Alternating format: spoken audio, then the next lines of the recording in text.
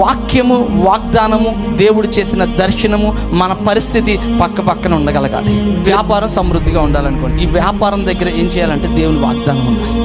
ఉద్యోగం దీవించబడాలనుకో, ఈ ఉద్యోగం నా టాలెంట్ పక్కన ఉండకూడదు. ఏముండాలి?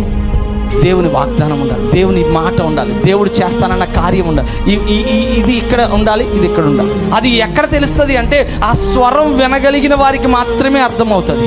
నేను కష్టపడ్డానండి, నేను శ్రమ పడ్డానండి అంటే, నీకు కష్టం ఇంత వ్యాపారం ఎలాగంటే మీ ఎక్స్పీరియన్స్ చెప్పండి అంటే వాళ్ళు పడిన ప్రయాస చెప్తారు. అంటే వాళ్ళ ఆశీర్వాదము పక్కన వాళ్ళ ప్రయాస కనబడుతుంది, కానీ క్రీస్తుని ఎరిగిన వారు ఆశీర్వాదం పక్కన దేవుడు మాత్రమే కనబడతాడు.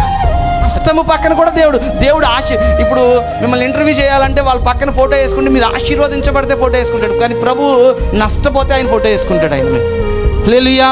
మీ నష్టం పక్కన ఆయన ఉండడానికి ఇష్టపడతాడు, ఎందుకంటే మిమ్మల్ని కష్టాల నుంచి విడిపించి, నష్టంలోంచి విడిపించి ఆశీర్వాదకరంగా ఉంచడానికి నేను ఉన్నాను అన్న సంగతి ఆయన పక్కన వేసుకుంటాడు. ఆయన